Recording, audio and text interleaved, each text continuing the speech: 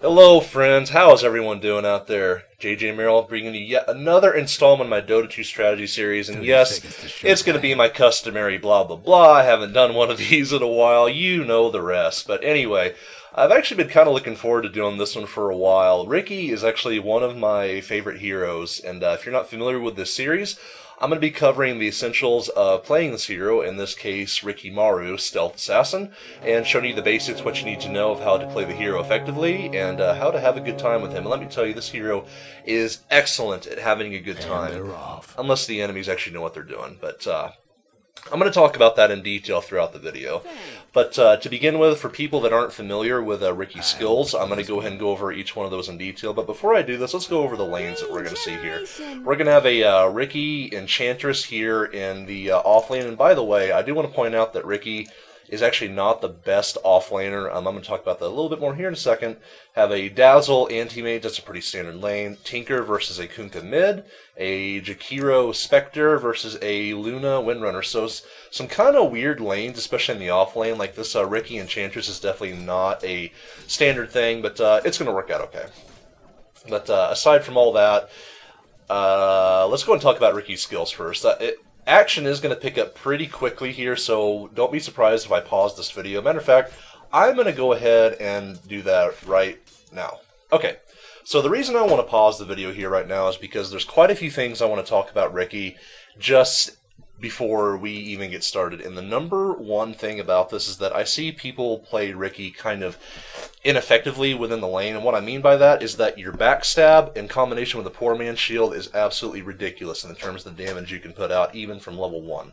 So let me go and talk about what I mean by this. Riki's third skill, backstab, gives you a bonus agility multiplier whenever you attack an enemy from behind. Starts at 0.5 and scales up to 1.25 your current agility. So right now I have 40 agility, and by the way, Riki has the highest base agility in the game. Starts out at 34, so that's pretty good. So with 40 agility, I'm gaining 20 bonus damage whenever I attack anybody from behind. That also counts for creeps as well. So whenever I attack Anti-Mage, I'm doing a base 76 damage, which is a lot higher than pretty much any other hero in the game starting at level 1. There might be some exceptions to that, like Troll Warlord has really high base damage at level 1. Spirit Breakers is also really good.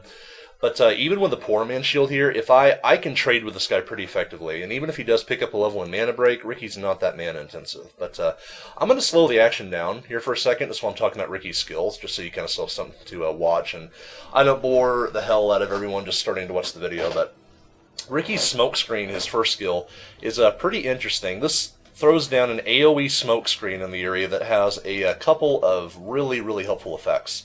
So this applies a silence, a miss rate, which makes you very, very able to tackle other enemy heroes that are going to try to right-click you and fight you in the cloud. And it also applies a slow. Now, the key thing about this ability is generally you want to use it right where the enemies are about... Yeah, I missed that last tip. But you want to use this right where the enemies are about to walk, not where they currently are. You want to block off their avenue of escape.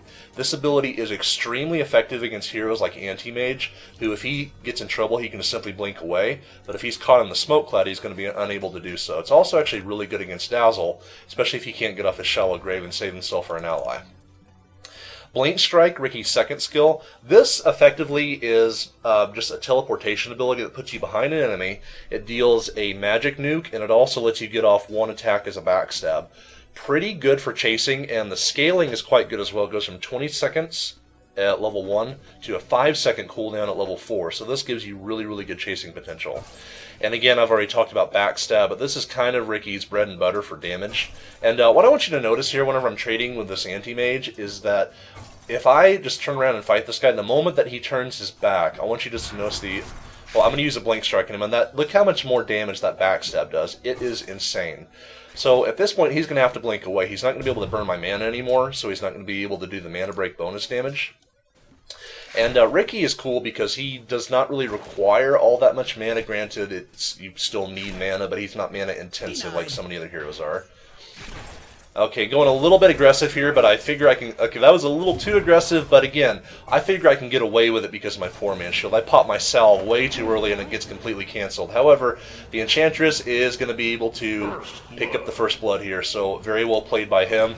And the reason that I went so aggressive there is, again, because with with the Poor Man Shield in combination with Riki's naturally really high starting armor, you can get away with so much stuff at early levels. You don't have to play really passively as this hero before level 6.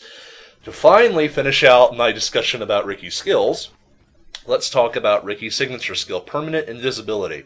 And yes, if you're new to the game, this hero can go invisible permanently, which is pretty awesome. So, you want to hit 6 as quickly as you possibly can, because the earlier you get this, the better. The less prepared your enemies are going to be for you, and the weaker they're going to be, which means you're going to be able to get off more ganks.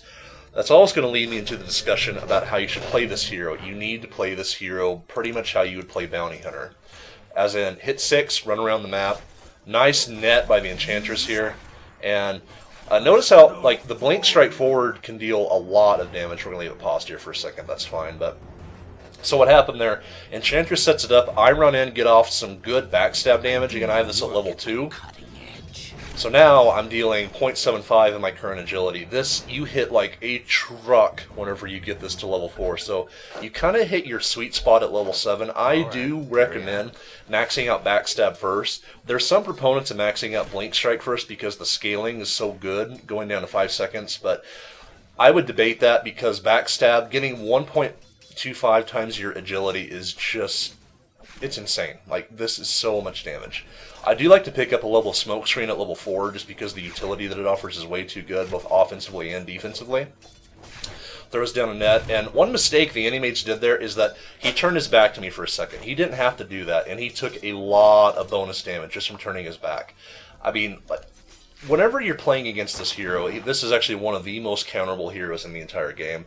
Throughout the video, you're going to see a lot of examples of what the enemy team does wrong, what I do wrong myself, and I'm actually going to be talking at length how to play against this hero, not so much how to play him, because this guy is very widely regarded as one of the most effective pub stompers in the game, and if you're not familiar with that term, it basically means this hero is... God, look at that damage, Jesus. It basically means that this hero is extremely good against opponents of lower skill, and I do not mean that in a demeaning or condescending way at all. It just means that Riki does tend to do better against opponents that do not have as much knowledge of the game starting out. Whenever you get into higher levels of play, a good example of this is like in a higher level of play, take this Dazzle for instance. He knows he's playing against Riki, he knows he's playing support. He's going to notice that I'm level 4, probably about to hit level 5, and level 6, I'm going to pick up Permanent Invisibility. I'm just getting a little bit of harass on the Animage here. I notice he's completely out of region, so at this point I think I can kind of try to push my luck here. Yeah, I denied the Ursa, so I was pretty proud of that. So what the Dazzle should be doing here is that he should be recognizing, okay, Riki's about to hit 6. I need to buy Dust or Sentries. If I'm going to buy Dust, we need to go offensively on him. If I buy Sentries, I'm doing this to give space to my anti-mage. Healing power. One thing I want to mention here really quickly too is the effectiveness of using backstab to last hit creeps. I'm going to be able to get a lot more last hits under this tower than I would if I didn't have backstab. Like, notice the amount of damage on that range creep. Most heroes cannot last hit range creeps under the tower unless you hit it once and the tower hits it twice. But in this case, thanks to backstab, I was able to get all of those last hits. So this ability is good for not just for killing heroes, but also for last hitting creeps too. Very, very helpful, especially if your tower is pushed up. We had like, I think a good 2.5 or more waves there, and that was an immense amount of farm that I just got, so that really helps out. Radiant's top tower is taking again, just jumping on the Dazzle, getting in some damage here, and look, that damage is immense. So with level 3 backstab, I'm dealing exactly 1 times my agility. So I'm dealing 67 plus 51, so 108. God, I hope my math isn't wrong there. I'm going to feel like an idiot later if it is. But anyway, I'm dealing over 100 damage at level 5 with literally no items. Speaking of items too, I'm really in a tangent mood today, so you're going to have to forgive me if I go off topic a lot, but if you've watched my past videos, you're used to that anyway. So, when I talk about itemization, you notice I picked up a magic stick when I went back to base the first time. That's because I'm in a lane with 2 heroes that spam a lot of abilities. Anti-mage blinks, especially whenever I get up on him, he's going to blink away. Dazzle's abilities, his Poison Touch and his Shallow Grave are inherently fairly spammable, so I feel like picking up this Magic Stick early is a very, very wise choice. Not only that, but on any hero that you're going to be roaming around the map and being active with, Magic Wand is always a good idea. There's very, very few heroes that I would not recommend this on. So let's look at an example here. So I just got hit by a Poison Touch and Anti-Mage blinked on me. That gave me 2 stick charges. That's 30 HP and 30 mana. So let's say if I use that now, that gives me exactly enough mana for a Blink Strike and gives me 30 more HP. This makes such an enormous difference. Again, if you're not buying Magic Stick and Magic Wand in your games, start doing it. Like, I cannot emphasize that enough. Buy this is the best item in the game. You got to buy this item. So again, 2 more charges. I pop that because I'm like, if they have any dust here, I actually might be in trouble. So I pop my stick just as a defensive measure to make sure that I don't get too low. And if there were any other heroes there, for example, like if, I don't know, like the Windrunner ran up there and got off a good shackle on me or something, that would have been pretty bad. I think I was trying to type in team chat there, but it was accidentally typed in all chat, but that's okay. So they're actually starting to play this fairly well now.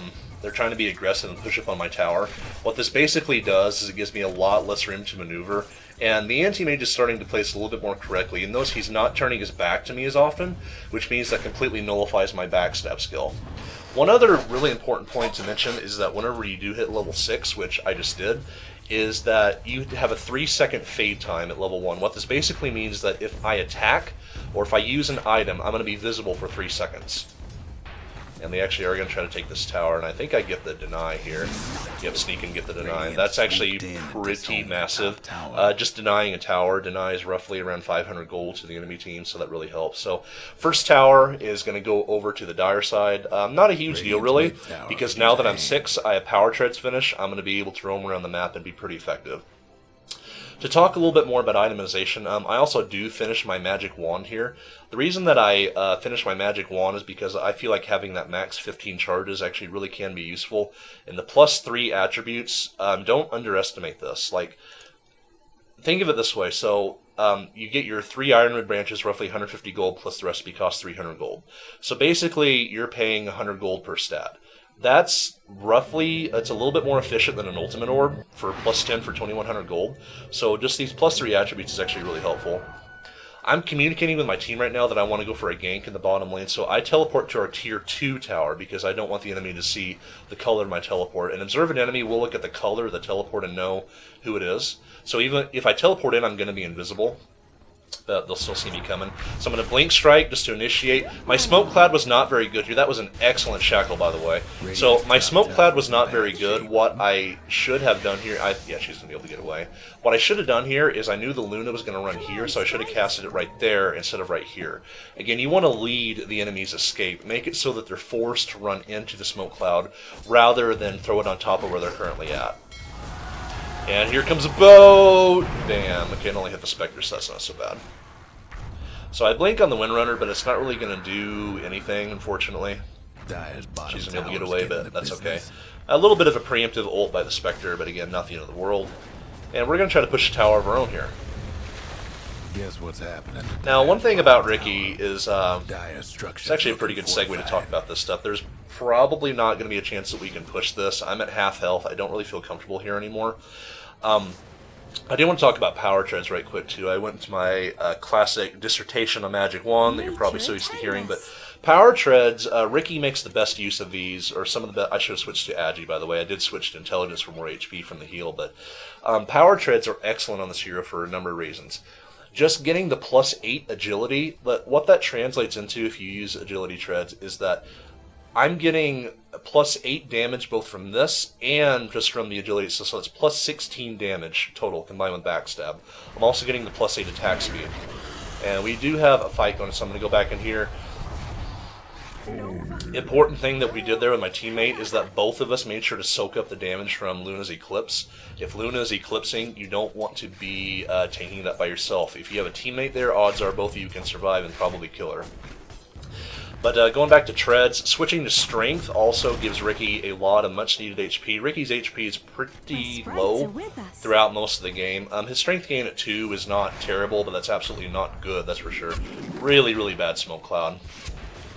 And great stun followed up by an Ice Path. And again, look at that damage. That is just so immense. 1.25 agility damage multiplier. Let's actually do the math here real quick. So I do 84 base damage, right? And 1.25 my agility, so I currently have a total of 71 agility, so that's 71, take roughly a fourth of that would be, I'm dealing right around 85-ish, 85 to 88 bonus damage from this. So just from a backstab alone, I'm dealing close to 200 damage at level 8 with really no items aside from a wand, poor man's shield, and treads. That's it. This guy hits like a freight train, and that's why I really emphasize that if you do play this hero, do not sit in the lane and farm and just try to farm up items and be the carry. Because I want to tell you right now, especially against this team, Riki is not going to out-carry Anti-Mage or Luna. There is no way. If the game goes late enough, you're not going to be able to counter these guys. Which leads me into probably the most important topic of discussion about this guy, is that pretty much every single one of his abilities can be countered. This is one of the very few heroes in the game that can be completely and utterly shut down by a number of different things. So, the number one thing is people need to buy detection against this hero. That was really close, actually. This guy, like, I was barely about to get off the last auto attack. Bam! But it's okay, because he dies anyway, so that's all good. So, if people buy detection, which I will say right now, the enemy team I was playing against was not particularly all that great. Like, let's take a look real quick. No detection, none. Okay, that's bad. If you are playing against this hero, you can almost completely shut him down with some good detection. If you're pushing, use sentries. If you have a carry that's freezing the farm, or freezing the lane to get farm, for example, this Luna, put down a sentry to guard the carry. It's the investment in gold for 200 gold for 100 sentries is absolutely enormous versus this guy. If you're going to be playing aggressively, or if you're going to be roaming around looking for kills, carry dust. The moment that Riki is dusted, you're going to be in trouble. There's really no other way to look at that. So, Riki's permanent invisibility, his ultimate can be completely and utterly shut down and made 100% useless. That's really bad for him. Also keep in mind that backstab cannot do anything if the enemy is facing you. Riki really relies on panic and disorientation, and man, he is good at that, which is why I like the hero so much. But I'm trying to go in for a kill on the Luna here. I realized I went in a little bit too deep, and my decision making here was actually really bad. So what I was talking about before, how don't try not to let an ally tank the entire Eclipse, well, that's exactly what I just did. I went in, I backed off, the Spectre took that as a sign that I was still going, so just some miscommunication there. I feel like I probably could have done much better there, but that's okay, we all make mistakes, and I'm kind of a scrub at the end of the day. But anyway, backstab does not do any damage if the enemy is facing you. So essentially what that means is that as the game goes on and Anti-Mage and Luna get stronger and stronger, they're not going to be as afraid of me anymore, so they're going to sit there and just right-click me. Even though through Smokescreen they are going to have a miss rate, especially at level 4, a 70% miss rate is nothing to laugh at. That's actually one of the highest miss rates in the entire game, if not the highest in one single ability. I'm trying to think of an ability that's actually higher than that. No, I don't think there is. If there is, I'm sure I'll hear about it in the comments. But anyway, Smokescreen, even if someone does sit there and right-click you, they may not be hitting you, but at the same time, you're not dealing backstab damage, so you're just going to be dealing your base damage to them. While your base damage is okay, this hero is built around your backstab mechanic. This is what makes you unique and what makes you really hurt. And if a team picks up a Monkey King bar, this completely and utterly nullifies your Smokescreen, 100%. So Monkey King bar with True Strike, this completely shuts down Smokescreen. You do not get the miss rate anymore. They will still be affected by the silence, but not if you buy a Black King bar. Black King bar completely shuts down Smokescreen, to where you're not affected by it at all. And Blink Strike, well, it's kind of cool. It's more of a positioning thing. By the way, you can use Blink Strike on yourself, or I'm sorry, not on yourself, but on allies, which actually makes it really useful for escaping. You're going to see me do that quite a few times throughout this video. A lot of action going on bottom. I'm going to go and teleport in, and I'm going to use my Smokescreen a little bit before them because I want to make them force a retreat. In retrospect, I probably could use a little bit behind them instead because they're probably going to retreat anyway. Throws down a Shallow Grave, and that was an excellent Ice Path, and it's going to allow me to get in and do a ton of backstab damage. Looks like that enemy is just going to get away, but that's okay. Now, one thing I want to point out right now is that even though the game looks really one-sided right now, kills being 10-1, if we take a look at the XP graph, it's in our favor, and that's probably going to spike up a little bit more, by the way. But look at the gold graph. It's not considerably in either team's favor right now. We have an XP advantage, while the Dire team has a GPM advantage. And one thing to take away from that is that with a hero like Riki, you can have an extremely effective early game, and you must if you're against heroes like Anti-Mage and Luna, because these guys are going to completely outcarry you as the game goes on. So that's not good. Especially if, like, say, the Luna picks up an MKB, or, you know, the Anti-Mage picks up his BKB, or, you know, Luna can pick up a BKB as well, of course. But those items I mentioned earlier, they are going to completely shut Riki down. And if these guys actually start getting wise and buying detection for me, things are not going to be so good. This game would not have went anywhere near as well for me so far if any one of these guys would have bought Dust or Sentries. That's really all you have to do. Now, I don't want to break Riki down and make him sound like he's so simple. Oh, all you got to do is buy Dust. That's all you, and he's worthless.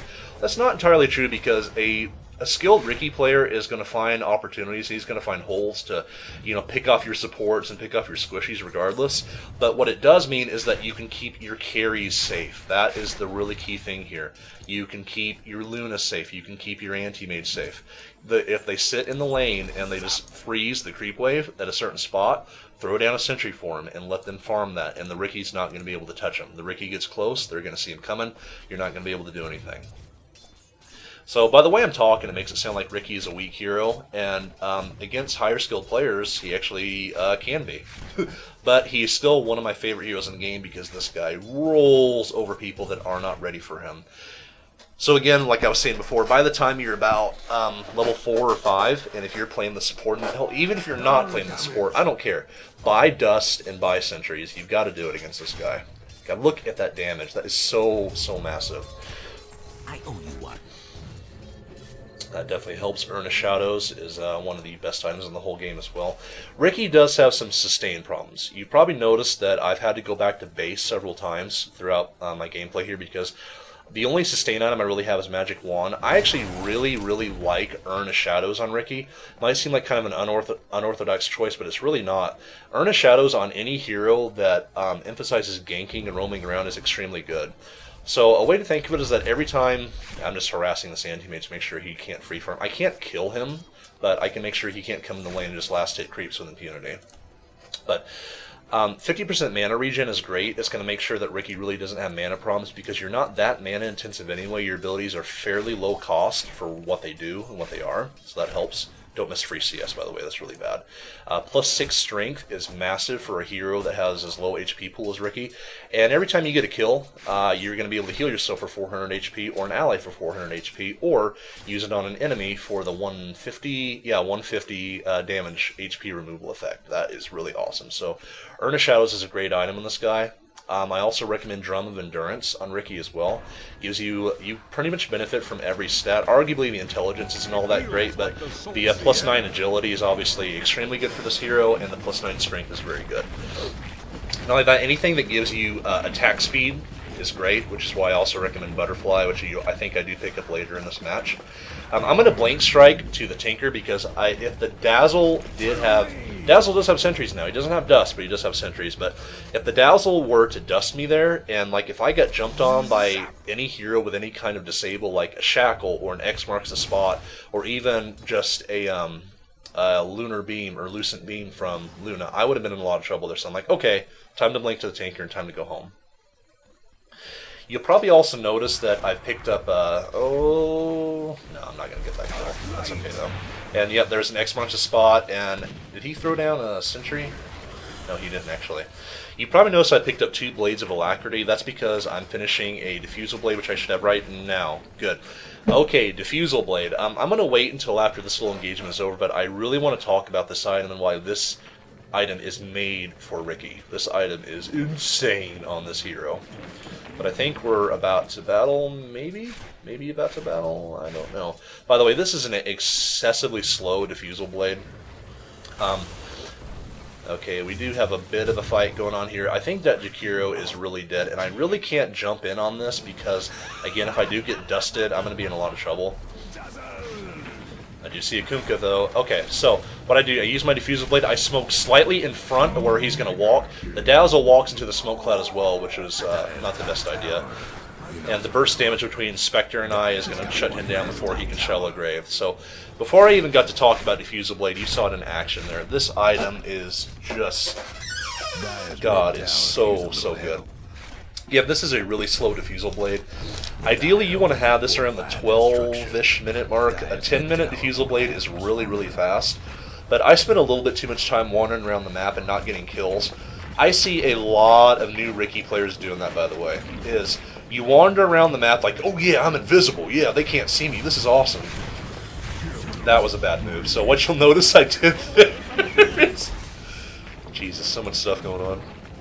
What I did there is, I noticed someone was TPing in, so Smoke Cloud before the TP is finished so that whenever they get in, they can't get off any abilities at all. Really helpful. Excuse me. Okay, Diffusal Blade. There's so much stuff going on. I really want to talk about this. You'll notice I've already used 2 out of the 8 charges, but Diffusal Blade works on Riki for a couple of different reasons. Number 1, it gives you a lot of agility for a fairly low cost. Quite a low cost, actually. 22 agility for, how much is this item? 3,300. That is a really good stat ratio. I really like that. So 22 agility, what that's going to do is going to give you 22 more damage. It's going to give you 22% attack speed, which is a lot. But not only that, take 22 times 1.25. Got another battle going on. I do get shackled. There is a sentry down, so they can see me. And I think this is going to be it for me. And good Shallow Grave on himself, too. I should have tread switched, by the way. I should have tread switched a lot earlier. I might have been able to survive that. But anyway, so take that 22 damage times the 1.25 backstab, so that's roughly 5, that's about 6, so that's about 28 more damage. So 28 plus 22 on a backstab, you're gaining about 50 damage on a backstab just from this item alone. Gives you a little bit of intelligence, which is never a bad thing, that always helps, but the real reason why this item shines is the Purge, or the Purge ability. Oh, by the way, I forgot about Feedback. You also get Mana Burn, so that's 20 more damage on top of that, on top of burning the enemy's mana. So that's about 70 damage if you're hitting them with a backstab just from one item alone. 70 damage. Like, you can't even get that much from a Sacred Relic. Like, it's insane. Granted, Scared Relic. So this gives you 60 damage for 3,100 gold, but in an ideal scenario, which is not that hard to accomplish, backstab plus base damage plus mana burn, roughly about 70. So about, let's just say about 10 to 15 more than the Sacred Relic gives you for a lot less cost, and the Purge ability. So the idea, and you're going to see me do this a lot, especially now that I finally have the item, is you want to invis up on a target, attack them, drop your smoke screen, and purge them immediately. What this is going to do, for most people, it's going to make them panic. Oh god, I gotta run, it's Riki, oh lord, head for the hills. What that's going to do is that's going to open you up for a backstab. Then you're going to start dealing tons of damage, they're going to be so slow they can't run away. And I meant to mention this a lot earlier as well, but Orb of Venom is actually quite an effective item. So 12% melee, 12% slow, plus 25% is actually really good, and it's pretty cheap. And let's go see what's going on. So I'm going to teleport to this fight. Quite a bit going on. They're all grouped up. I use a smoke cloud on the whole group to make sure they can't get more spells off. And I'm kind of weaving in and out of this fight because I'm not entirely great Ice Path too. Alright, that's good. That's really good for us. So great work by my team, by the way, because otherwise I would have had to blow like a couple Diffusal charges just to get some kills there. So to talk about what happened there, basically I came in the tail end of that fight whenever the enemy was about to retreat, and that both teams were kind of like, maybe we can kill him, maybe we can't. But then Riki comes in, drops a smoke cloud, and all hell breaks loose. And again, you saw the immense amount of damage this afforded me. The earlier you can get this to better, and the earlier you can start using it, the better. And in combination with your Blink Stripe, 120 nuke on top of dealing like over 200 damage, you're going to be hitting for about 300, 350 damage, especially when you use this in combination with your backstab. It is awesome. So good. I also picked up a Vladimir's Offering. Now, so I like how they both got 326 exactly, too. It's actually kind of cool.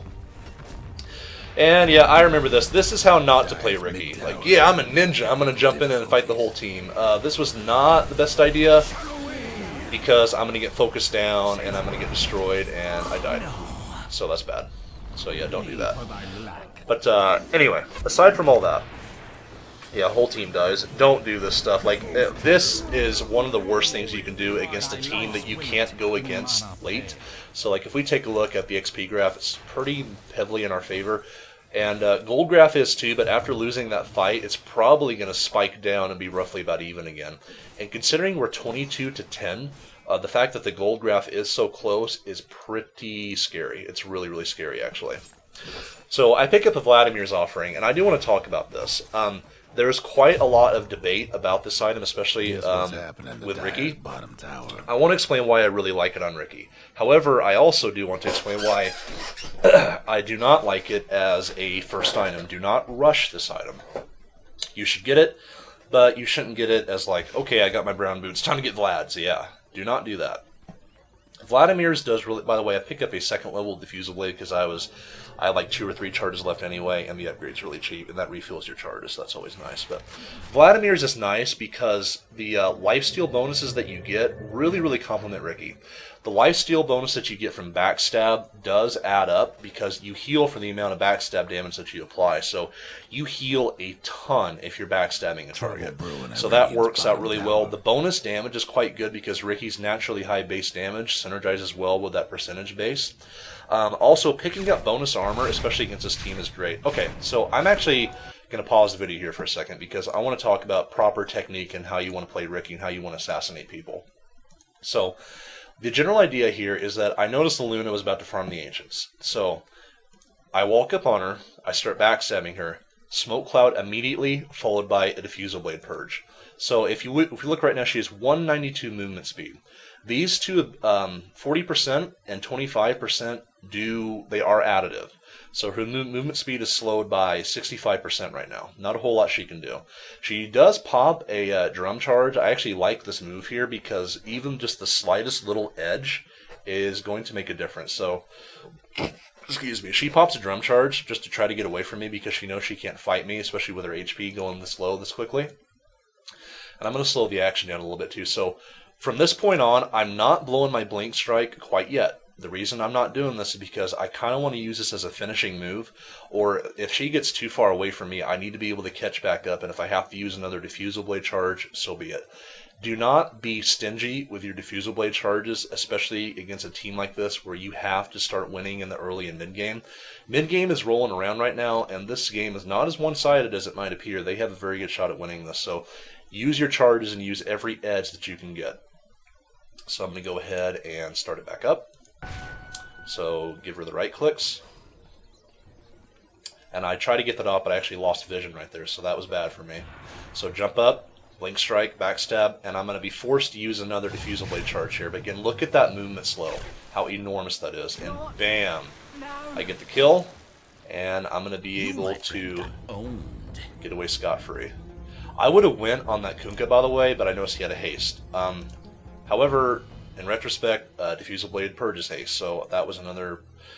I actually, no, because if I would have went on the Kunkka, he would have went right back to his tower, and he would have been able to get TP support, so... I made the right decision there, but for the wrong reasons, if that makes sense. Diffusal purge does purge things like haste, double damage, stuff like that.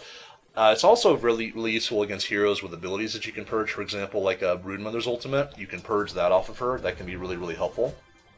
So that's always nice. And yeah, that's the basics of assassinating people is Riki. The most optimal combo is walk right up to him, throw it in your smoke cloud, start backstabbing, use Diffusal Blade charge as soon as you can to get the maximum amount of time inside the smoke cloud as you can. That's really, really helpful. And this guy, Smoke Cloud definitely did work there along with the Enchantress Slow. Really, really helped. Back up to avoid the boat. Good shackle going down, but again, look at this. No detection. None. Absolutely none. This is unforgivably bad. This is really bad. Especially the Windrunner should have some kind of detection. Well, it doesn't matter what hero you are. You notice I have detection, and I'm the guy that's 11-2 right now, and our Spectre has pretty much absolutely nothing at this point. But even as the guy that's effectively carrying the team right now, I have detection on me. It does not matter what your role is. If you're playing against heroes you need detection, buy it. Because I noticed Kunkka had a Shadow Blade, and I want to kill this guy. And I think if I can catch him alone, most people that buy a Shadow Blade, they again think this is the invincibility blade. Just like how a lot of people that play Riki think that your ultimate is permanent invincibility. It's not. So, buy Dust. That's about all I had to say about that. So at this point, I'm kind of thinking to myself, like, okay, can I go back in or not? I'm at half health. Like, I don't know. Ouch, that's a lot of hate. That's a lot of hate on that Enchantress. So ate a Eclipse there, so that's not the best thing in the world. Unfortunately, our Tinker does go down too, and every kill that they get is massively more valuable for them than every kill that we get, if that makes sense, because their carries scale so much better than I do. Now, our Spectre, like, is our hope here. The Spectre has to get farmed. So, again, I'm sorry to pause the video so much, but yeah, that's awesome. What I want to talk about here is a mistake that I see a lot of newer Riki players make, and that is, yeah, I'm invisible. I'm going to walk around the enemy. They can't see me. Well, you need to have a game plan in mind. My game plan is that I'm waiting for one of these targets to become isolated. If I can isolate a target, I can take him out. You need to be thinking when you're playing this hero how you're going to be thinking when you're playing Nyx Assassin or Bounty Hunter. I really like those kind of heroes. If you can't tell from my previous videos, I really like the assassination style because it's awesome. And the psychological effect it has on the enemy team is enormous. And that alone can be one of the most powerful tools for winning games of Dota than anything else is how does the enemy team perceive you and how are you affecting their play? And heroes like Riki are insanely good at that. But anyway, do not just walk around with no game plan in mind. You need to understand what you're doing and why you're doing it.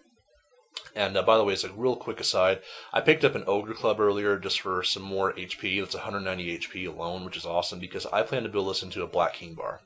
BKB is really going to be necessary in this game for a lot of reasons. Defends against Anti-Mage Mana Break, defends against Luna's Eclipse, defends against pretty much everything Kunkka can do aside from right clicks, Shackle, Dazzles, Poison Touch, all that stuff. So BKB is pretty much mandatory this game. It's not mandatory every game, but it's an excellent pickup on Riki, and I do advise it. But let's go ahead and get back into the action here. So again, I'm kind of just seeing, like, what can I get away with? And I noticed the Windrunner broke off, so again, here we go. Use a Purge immediately, throw down my Smoke Cloud. She does throw a Shackle, but she has nothing to latch to.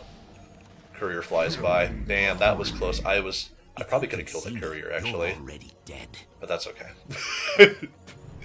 I thought I was going to have to blow another charge, and they can see me right now, which is not so good. But this is where Dust is actually a little bit better. If you're playing defensively, Dust can actually be a little bit better. What I mean by that is that, like, if you're back, there's a couple of cases for that. So if sentries are great if you're playing the game where you but if you're playing the game where you need to sit at your tower and farm by sentries, or if you're pushing enemy towers by sentries. Let's say, for example, and yeah, look, this guy knows now that he can actually kind of man fight me, which is really bad. He had an extremely late Battle Fury at about 20 minutes, but that's okay. And yeah, things are getting kind of bad for me. Good Force Staff, really late Blink Strike by me. And unfortunately, I think, yeah, I got the Enchantress skill, so I feel kind of bad about that. But anyway, we don't need to see all that. So again, if you're pushing towers, sentries are great because you could throw a sentry, say, right here. And what that's going to do is that if Riki runs in, you're going to be able to say, oh, it's Riki, and just explode him if he tries to walk into your team.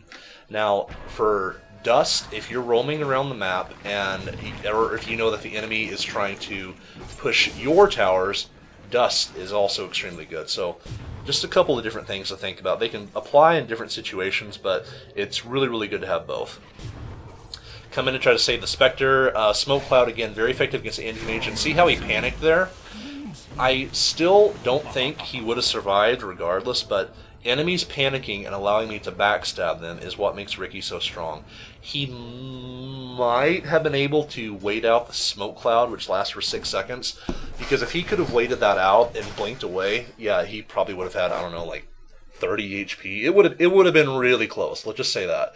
But if he wouldn't have panicked, he might have been able to actually get away here. Hey, Luna. Bam, bam, and BKB charge to use and teleport build. I'm going to count that as a win. So it's a shame I had to use one of my last Diffusal Blade charges, but her using a BKB charge is a pretty good win for us. Again, just decreasing that duration down. It's going to make a big difference for future fights. So I'm going to count that as a win, actually. Me using a Diffusal Blade charge is not as valuable as her being forced to use a BKB charge, so that always helps. Riki actually is also an extremely good Roshan killer because your backstab applies to Roshan. So you can see, look at that damage. Like, that, just with 3 of us attacking him, but bam, bam, bam. Look how much damage that does. It's crazy. By the way, Enchantress is an excellent Roshan tanker. She's trying to get it to hit her right now, having a little bit of trouble doing that. But, yeah. Bam! Alright, so got the old Immortal Orb, which is good. Got my BKB finish. That's excellent. So what our game plan here is we need to go and keep pushing towers, and it looks like we are going to have a fight here. Go and jump on the enemy. Excellent Ice Path follow-up. Spectral Ulti is going to come in, and sure, that's going to do a lot more damage. Dazzle goes in almost immediately. Doesn't get anything off. Fight is definitely not looking good for them. There is a gem on the ground right now. Again, look at that damage. Enormous. That is so good. And I believe, yeah, Spectre had her Diffusal Blade finished by this point as well. Awesome. So our team really has like a good kind of mana burn thing going on, which is great. And she also used one of the Diffusal Blade charges there as well. And while Spectre still has nothing, practically nothing at this point, we're doing this to try to give Spectre enough room to farm, because I'm not going to be able to carry against this anti-mage and Luna. I know I keep saying that, but I can't emphasize that enough. So if you're playing a hero like Riki, you've got to shut these guys down early. Taking this Rax is going to be an enormous, enormous help for us. XP graph way shot up in our favor, and gold graph, I mean, it looks bad, you know, roughly about a 5k advantage, but considering we're 30 and 14, that's not that much. Not really all that much considering everything that's went down. Excuse me. So taking a Rax is a huge win for us. If we would not have taken that Rax, and the game goes on much longer, things probably would not be looking as good as they are right now. So BKB is finished. And it's at this point, you can probably kind of tell that Riki is starting to lose his momentum a little bit. So let's take a look at some of the items on the other heroes and see just what I'm talking about. So Anti-Mage is kind of getting to that point where he can actually do things. He's pretty close to his Manta style. Matter of fact, he may have just bought it. I think he did. Luna is not doing so hot. This is not very much for 35 minutes, but again, still. it's not very good, but what I'm trying to say is that she's going to be okay if the game goes on much longer. Kunkka, Shadowblade, the Vitality Booster, no crit, which is good for us. Windrunner, Mech, Arcane, and practically nothing in Dazzle. The old double bracer build. That's what you call the old double bracer desperation build. Nothing wrong with that if you're behind. You do what you got to do. I really should have a TP on me, by the way. It's quite bad that I don't. And playing this like that forward is not good because, like, this is what I'm talking about with Dust versus Sentries. He can throw down a Sentry all day long, and it keeps this area covered. But the problem is, that was a really good Shallow Grave. But the problem is that it doesn't really matter because I'm just going to be able to walk away. I do pop my BKB here for the main reason because I feel like if I got hit by like a Lucent Beam followed by an Eclipse, I would have died. I don't want to blow the Aegis of the Immortal quite that quickly. I want to be able to use this, say, like in a base push. So I didn't just want to give it away. I feel like using one BKB charge is kind of worth that, but again, it was my fault for being out of position in the first place. And you can see we got some overlapping sentries by the enemy team here. This is where Dust would have been much, much more valuable. By the way, if you are playing against competent opponents, I also advise using your Diffusal Blade to purge Dust off of yourself. And your Dota 2 options, you can turn on the double tap. It's in the game options, but it's a double tap ability self-cast, which basically means if I double tap the hotkey for Diffusal Blade, I'll purge myself. You can purge dust off of yourself, and you can make a good getaway that way. Extremely helpful on heroes that build Diffusal Blade like Riki and Phantom Lancer. Very, very, very helpful for that stuff. So the reason I'm just tanking this like an idiot is because I'm waiting for a Spectre to jump in, and I know I have the Aegis right now, so I'm not too worried about it. We don't have a whole lot of lockdown right now. That's going to be an Eclipse and BKB activated by the Luna, doing quite a bit of damage here. They're sitting right in the middle of the Macro Pyre, which is always a nice thing. That is my Aegis that just went off. My BKB is about off a cooldown. I'm not going to be able to get any kills here, though, I don't think. X coming in, I'm expecting them to go on me, so what I did there is I used my BKB because I expected them to go on me, but what I should probably have done is wait till I actually got in through the X, because what the X might have actually done for me is actually put me in a better position. Because if the enemy team would have went, okay, Riki's on the X, time to go for him. Use your BKB when the X ends, and then start going for people. So you can see now, like, the anti-mage is actually kind of doing stuff. He does have his Manta style finished, which, by the way, Manta style will also purge things like dust, Diffusal Blade. Manta style is actually a fairly good pickup on Riki. Let's talk about items for a minute. I think that would be a good thing to do. So let's go into Hero Chase. I don't think much happens for a while. Yeah, you see, I'm not doing all that much to anti-mage. Like, if I backstab him with impunity, sure. Yeah, it hurts him a lot, but can't kill him. So that's not good. And Horn... This has kind of a deja vu feel to it. We really should be backing up. Yeah, good for stuff. I don't think... Yeah, not much is going to happen. So let's talk about items for a minute here. So I've talked about Wand, Boots, Poor Man's Shield, very, very effective on this guy, Diffusal Blade, all that good stuff. Now, again, Vlad's, I've kind of stated my case for this, why I think this is effective on Riki. Again, the lifesteal is really powerful with Backstab. The, aura bonus damage does apply to your entire team, including yourself. And the armor and mana regen, the armor is very good against teams like this. I think, honestly, Vladimir's is a very underrated item. The reason I say this is because 5 bonus armor to your entire team is actually nothing to laugh at. You notice that right now with 27 armor, I have 62% physical damage resistance. But for every point of armor, it's roughly about 6% effective HP versus physical attack. So I'll talk about what I mean by that. So let's say I have 1500 HP right now. For every 1 point of armor I have, that increases my effective HP versus physical damage by roughly about 6%. That math is not 100% right, and I'm not going to use this video to go into detail about how armor values work. XV Rogue Gaming has some really excellent videos on his channel where he talks about that, so I really recommend checking that out if you're interested in learning more. But as a general rule of thumb, to say, okay, 1 point of armor gives me 6% more effective HP. What I mean by that is, let's say I have 1000 HP, and if I have 1 armor, I have 1060 HP effectively against auto attacks, physical auto attacks. If I have 10 armor and I have 1000 HP, that's going to give me about 1600 effective HP against physical attacks. So giving your entire team plus 5 armor, which is going to be 30% effective HP against physical damage, matters a lot. Like, it really does. These things that might seem little and insignificant matter so much. Like, they really do.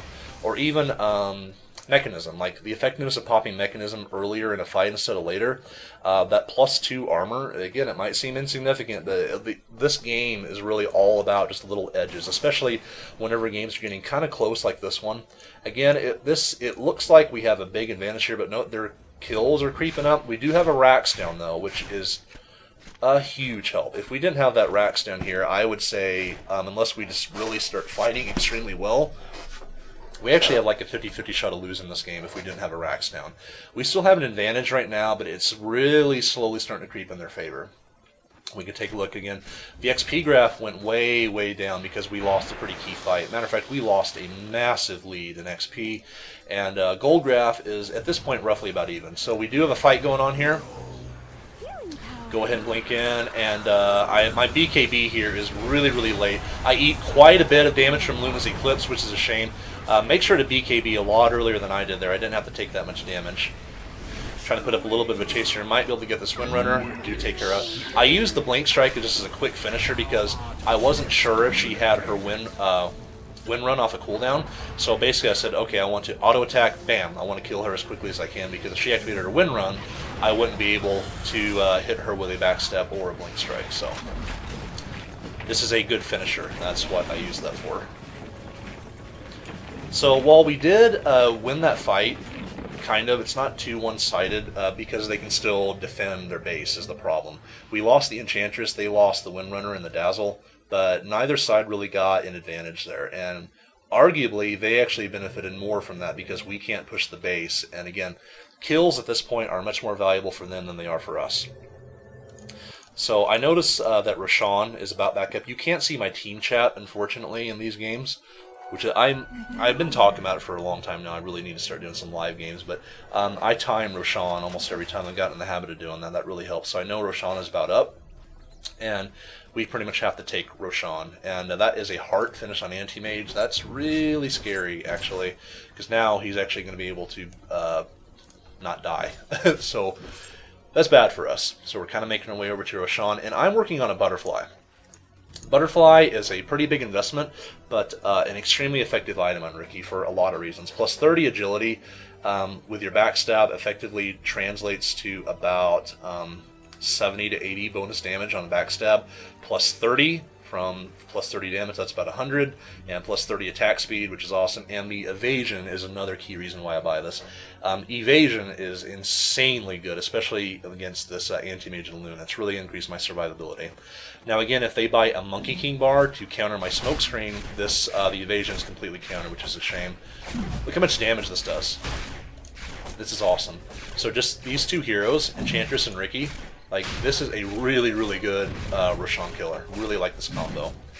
They're kind of scared to leave the base right now, which is great for us because it means we can pick up a free Roshan. Roche had it coming, and the Radiant done the deep. Radiant's top tower. And check on Spectre here. So Spectre still pretty behind in farm at 44-minute mark.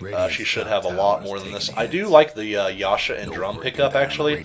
These two items are extremely good to pick up on agility carries if you're kind of behind. I really like this choice, actually, for what she did here.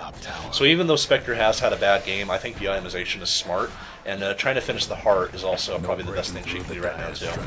So I do have my Aegis, and the reason I'm not popping my BKB is because I want them to soak as much damage on me as possible. Then when my Aegis wears off, the moment that I respawn, I can then come in, pop my BKB, and start doing some damage. Taking a lot of damage from the Macro Pyre here, which is good. I'm still not dead, which is actually kind of bad, because it means the Spectre's going to be isolated. Eats a full Eclipse solo, which is kind of bad. So honestly, the fact that I did not die as quickly as I hoped to there was honestly a bad thing for me because it left the Spectre totally isolated. The idea was I would not be running around with 100 HP for a few seconds like I was. I would die, let the Aegis expire, pop my BKB, and then fight alongside the Spectre. Excellent cheap stick on the Anti-Mage here. That's an extremely good counter. And that is going to be a dead Anti-Mage, and that is a Butterfly finish, so that's going to be a big help. Brings me back, but purity of will. And it's a buyback from Anti-Mage, which means, unfortunately, we really can't push the base now.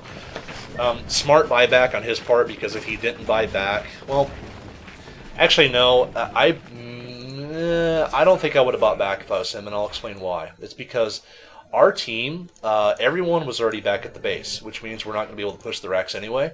Now, if our team was still there and we did start pushing their barracks, then yes, that buyback choice would have been wise. But otherwise, at this point, I think he should have saved it because whoever wins the next fight is probably going to win the game, or at least take out a couple sets of racks and get mega creeps, which effectively is winning the game. And by the way, he split push and took our top racks, which was a really good move on his part, so the game is pretty evened up by this point.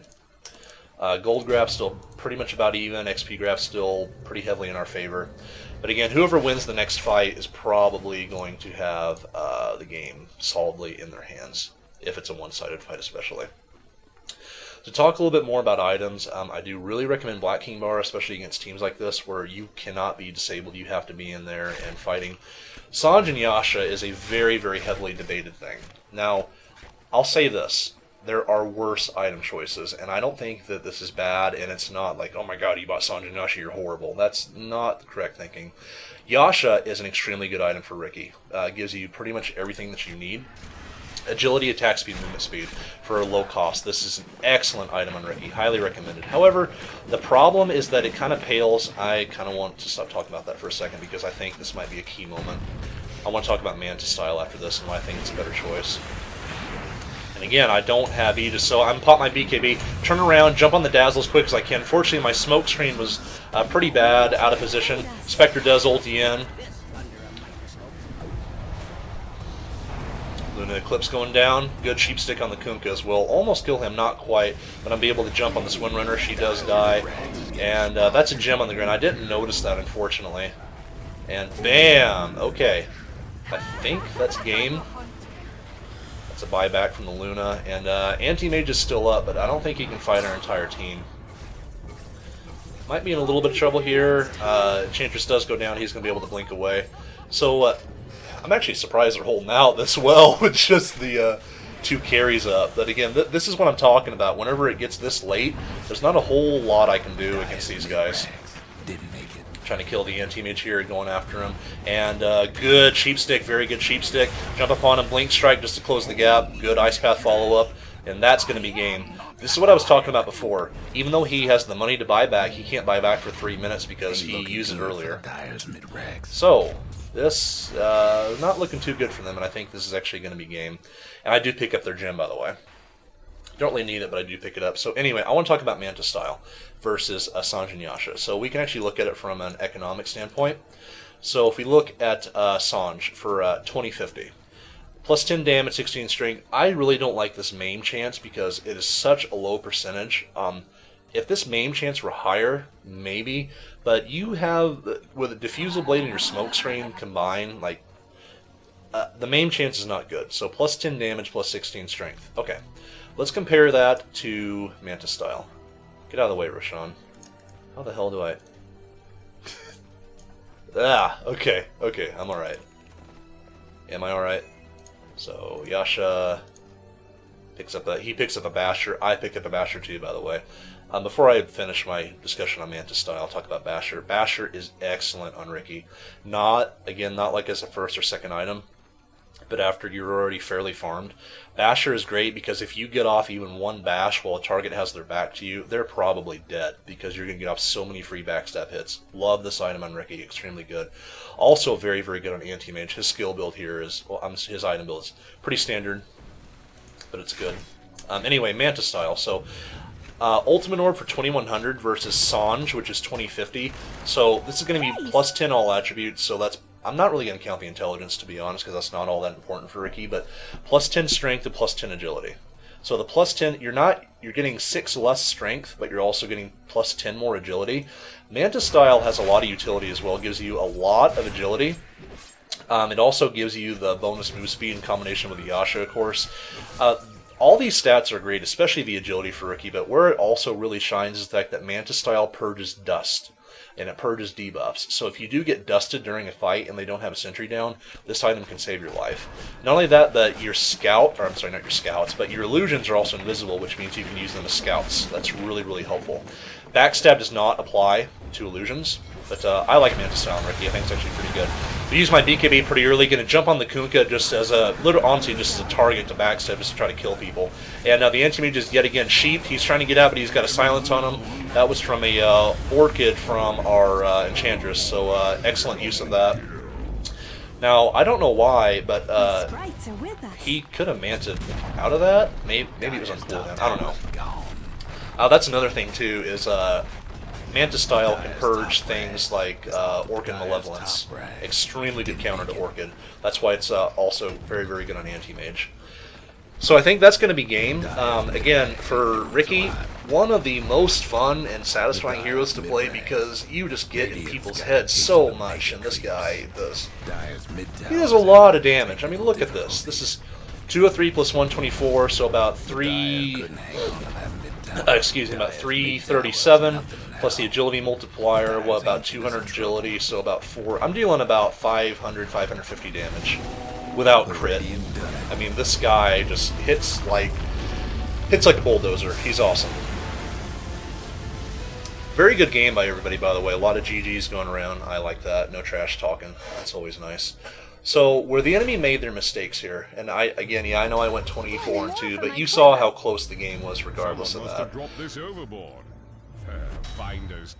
But what I do want to talk about here is the fact that this game would have went so much differently if they would have bought detection early on. Do not let Riki get out of control and snowball, or else your game will end. Now, where I think the reason the game that this went on so long is because our Spectre had such a bad start. Like, our Spectre's farm was bad, real bad. Mine was actually pretty poor too, but the thing is I was farming heroes and I was keeping a presence over the map. So I don't want to be in the lane last hitting creeps. Spectre does. Spectre is different in that regard. And all that being said, buy detection versus this hero. It's not that expensive, and it will save your life, and it will cause you to have a lot less headache and a lot less frustration. Riki is an excellent pub stomper, and one of my favorite heroes, but very easily counterable, so keep that in mind. Alright guys, thanks for watching.